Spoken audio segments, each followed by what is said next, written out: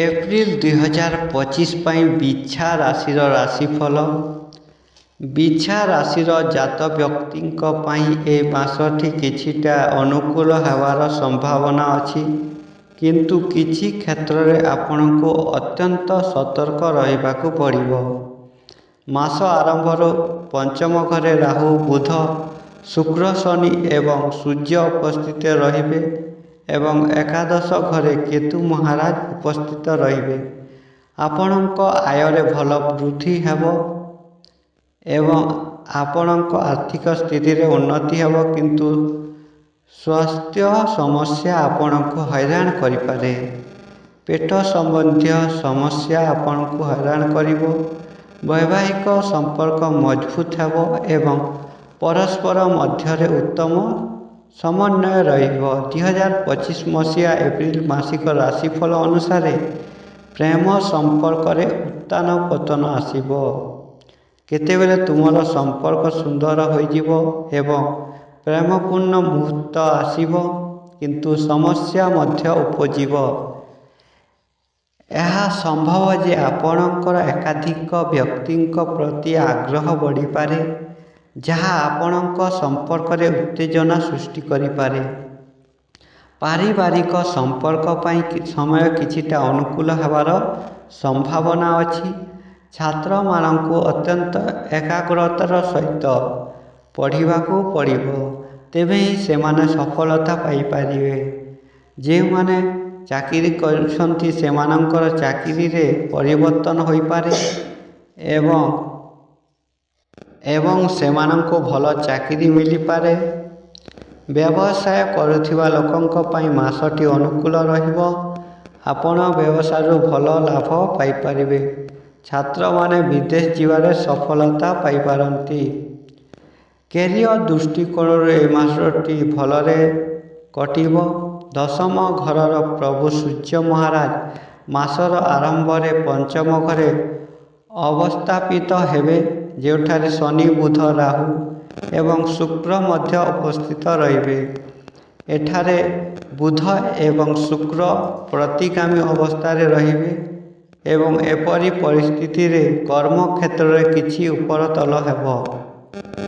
ତୁମେ ତୁମର ଚାକିରି ପରିବର୍ତ୍ତନ କରିବାକୁ ଚେଷ୍ଟା କରିବ ଏବଂ 14 ଏପ୍ରିଲରେ ସୂର୍ଯ୍ୟ ମହାରାଜ ତୁମର ଷଷ୍ଠ ଘରେ ତାଙ୍କର ଉଚ୍ଚ ରାଶି ମେଷ ରାଶିରେ ପ୍ରବେଶ କରିବା ମାତ୍ରେ ତୁମର ଚାକିରି ପରିବର୍ତ୍ତନ କରିବାରେ ସଫଳତା ପାଇପାରିବେ।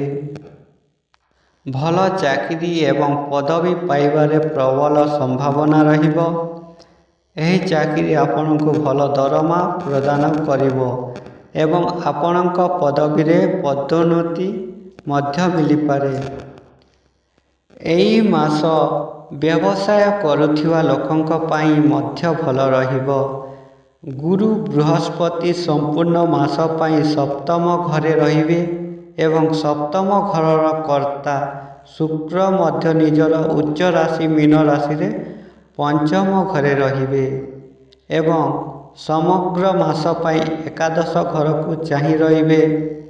ଯେହେତୁ ଶୁକ୍ର ଆରମ୍ଭରେ ପଛକୁ ଗତି କରିବେ, ଆପଣଙ୍କୁ କିଛି ଅତିରିକ୍ତ ପ୍ରୟାସ କରିବାକୁ ପଡ଼ିବ, କିନ୍ତୁ 13 ତାରିଖ ଏପ୍ରିଲରୁ ଶୁକ୍ର ସିଧାସଳଖ ହେବା ପରେ ଆପଣଙ୍କ ବ୍ୟବସାୟରୁ ଭଲ ଲାଭ ହେବାର ସମ୍ଭାବନା ରହିବ। ଆପଣ ଆପଣଙ୍କ ବ୍ୟବସାୟରେ କିଛି ନୂତନ କାର୍ଯ୍ୟକଳାପ ଯୋଡ଼ିବାରେ ସଫଳ ହେବେ। ଆପଣ କିଛି ନୂତନ ଯୋଜନାରେ କାମ କରିବେ, ଯେଉଁଥିରେ ଆପଣଙ୍କୁ ସଫଳତା ମିଳିବ ଏବଂ ବ୍ୟବସାୟ ପ୍ରଗତି କରିବ। ଯଦି ଆମେ ଆପଣଙ୍କର ଆର୍ଥିକ ଅବସ୍ଥାକୁ ଦେଖିବା, ତେବେ ଏହି ମାସରେ ଆପଣଙ୍କର ଆର୍ଥିକ ଅବସ୍ଥା ଭଲରେ ଉନ୍ନତି ଦେଖିପାରିବା।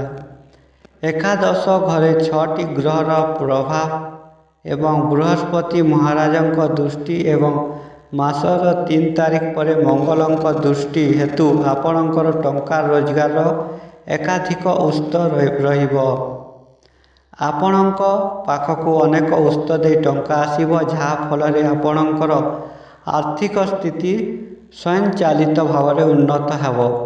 ଆପଣଙ୍କର ଖର୍ଚ୍ଚ ନିୟନ୍ତ୍ରଣରେ ରହିବ ଏହା ଆପଣଙ୍କର ସବୁଠାରୁ ବଡ଼ ବିଜୟ ହେବା କାରଣ ଆପଣ ଯାହା ବି ଟଙ୍କା ରୋଜଗାର କରିବେ ତାହା ଆପଣ କୌଣସି ସ୍ଥାନରେ ନିବେଶ କରିବେ ଏବଂ ଆପଣଙ୍କ ଆର୍ଥିକ ସ୍ଥିତିରେ ଉନ୍ନତି ଆଣିବ।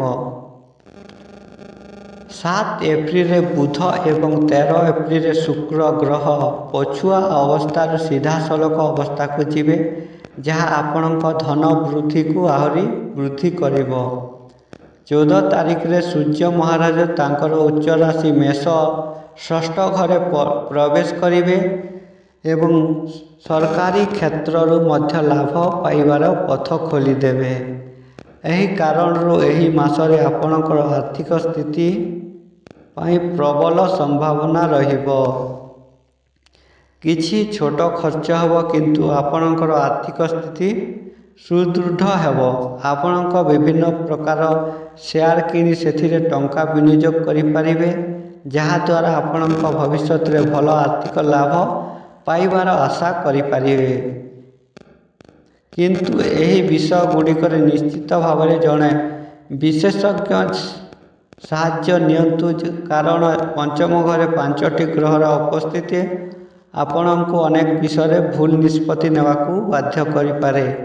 ଯଦିଓ ବୃହସ୍ପତି ମହାରାଜଙ୍କ ଦୃଷ୍ଟି ଆପଣଙ୍କୁ ଏପରି କରିବାରୁ ବାଧା ଦେବ, ତଥାପି ଆପଣଙ୍କୁ ସତର୍କ ରହିବାକୁ ପଡ଼ିବ।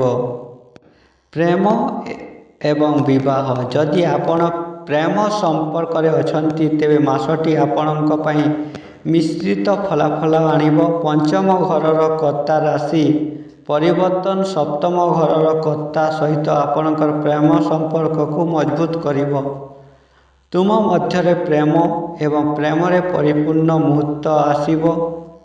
ତୁମେ ପରସ୍ପର ସହିତ ଭଲ ସମୟ ବିତାଇବ। ତୁମର ବିବାହ ମଧ୍ୟ ସ୍ଥିର ହୋଇପାରେ। ତୁମେ ଦୁହେଁ ପରସ୍ପରକୁ ବିବାହ ମଧ୍ୟ କରିପାରିବ। ଯଦି ଆପଣ ଏପର୍ଯ୍ୟନ୍ତ ଆପଣଙ୍କ ପ୍ରେମିକାକୁ ବିବାହ ପ୍ରସ୍ତାବ ଦେଇନାହାନ୍ତି, ତେବେ ଏହି ସମୟରେ ସେହି ପ୍ରସ୍ତାବ ଦେବା ଆପଣଙ୍କ ପାଇଁ ଲାଭଦାୟକ ହେବ।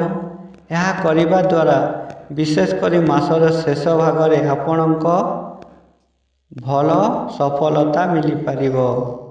ତଥାପି ପଞ୍ଚମ ଘରେ ଅନ୍ୟ ଗ୍ରହମାନେ ମଧ୍ୟ ଉପସ୍ଥିତ ରହିବେ, ଯାହା ଆପଣଙ୍କୁ କେତେବେଳେ ପରସ୍ପର ବିରୋଧୀ କରିପାରେ। ଆପଣ ଆପଣଙ୍କର ପାରିବାରିକ ଦାୟିତ୍ୱକୁ ଭଲ ଭାବରେ ତୁଲାଇବେ ଏବଂ ଆପଣଙ୍କ ପିଲାମାନଙ୍କ ପ୍ରତି ଧ୍ୟାନ ଦେବେ।